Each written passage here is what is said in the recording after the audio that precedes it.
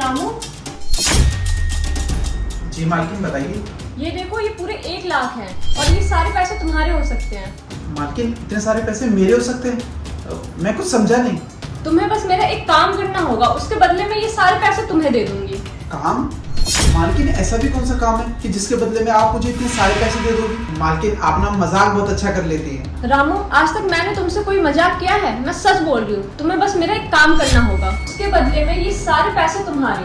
और अभी तो ये बस 1 लाख है, काम होने के बाद ना और भी बहुत सारे पैसे जो मैं तुम्हें दे दूंगी। मालकिन इतने सारे पैसों से तो मैं अपने घर वालों का पेट तक पाल सकता हूँ, और मेरे बच्चे अच्छी पढ़ाई लिखाई करेंगे, और मेरी माँ की जो तबीयत खराब रहती है उनको दवाइयाँ भी दिला सकता हूँ। मालकिन ठीक है, आप जो भी काम बोलेंगे ना मैं करने के लिए तैयार हूँ। बस आप काम बताइए। सोच लो, बाद में मना मत करना। मालकिन हमने सोच लिया है, आप बस काम बताइए, हम काम करने के लिए तैयार हैं। ठीक है, तो तुम्हें मुझसे शादी करनी होगी। शादी? मालकिन ये काम हमसे नहीं होगा, हम ये काम बिल्कुल नहीं करेंगे। चाहे आप हमें कितने भी पैसे दें, हम मालिक को धोखा नहीं देंगे। हमारा भी परिवार है, और चंद पैसों के लिए हम अपने परिवार को और मालिक को धोखा नहीं देंगे। अरे इसमें धोखा देने वाली कौन सी बात है?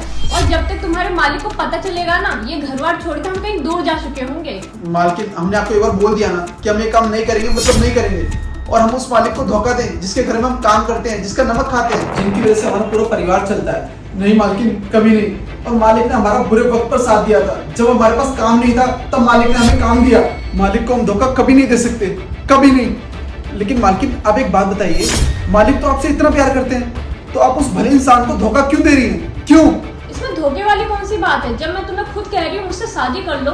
और वैसे भी तुम्हारे मालिक के पास टाइम कहाँ है मेरे लिए? और अगर वो मुझसे प्यार करते होते तो मैं तुम्हें क्यों कहती मुझसे शादी करने के लिए? नहीं मालकिन, भले ही मैं मर क्यों ना जाऊं, लेकिन मैं ये काम बिल्कुल नहीं करूंगा। और मालकिन क्या हो गया अगर मालिक ये सब नहीं देख रहे तो? लेकिन ऊपर वाला तो सब कुछ देख रहा है। ठीक है, अगर तुम मेरी बात नहीं मान रहे हो तो मत मानो, लेकिन मेरी ना एक बात कान खोल के सुन लो। अगर तुमने मेरी अभी के अभी ये शर्त नहीं मानी ना, तो मैं पुलिस बुला के तुम्हें चोरी के इल्जाम में अंदर करवा दूंगी। ठीक है मालकिन, आपको अगर झूठा केस करना है ना तो आप कर दीजिए, हम जेल जाने के लिए भी तैयार है। लेकिन मालकिन हम चंद पैसों के लिए अपने मालिक को धोखा कभी नहीं देंगे। देखा मुस्कान, मैंने तुमसे कहा था ना, रामू बहुत ईमानदार इंसान है। तुम तो खामखा उस पर शक कर रही थी, मुझे तो इस पे पहले से ही विश्वास था। बिल्कुल सही कह रहे थे, मैं शायद ज्यादा ही गलत सोच रही थी इसके बारे में। मालिक लेकिन मैं समझा नहीं, आप क्या कह रहे हैं? मैं बताता हूँ, तुम्हारी मालकिन खामखा परेशान हो रही थी, कह रही थी मेरे पास टाइम नहीं रहता, ऑफिस के कई चक्कर लगते रहते हैं, घर पर बेचारी अकेली रहती है, तो कहीं घर पर कोई चोरी ना कर ले, इसलिए घर पर कोई विश्वास वाला आदमी तो रहना चाहिए ना, जिस पर तुम्हारी मालकिन आंख बंद करके विश्वास कर सके और जिसकी देखरेख में ये घर छोड़ सके। मैंने तो समझाया था इसे कि रामू है ना घर पर, जो काफी ईमानदार है, जिस पर भरोसा कर सकती हो तुम। पर इसने कहा मुझे शक है, कहीं रामू ईमानदार ना निकला तो मैंने कहा ठीक है, एक टेस्ट करके देख लेते हैं। और रामू, तुम इस टेस्ट पे पास हो गए हो। हाँ रामू, मानना पड़ेगा, तुम काफी ईमानदार हो। इतना पैसा देख के तो किसी का भी ईमान टूट जाएगा, लेकिन जिस तरीके से तुमने अपनी ईमानदारी दिखाई वो सच में काबिले तारीफ है। और रामू, तुम्हारी ईमानदारी का इनाम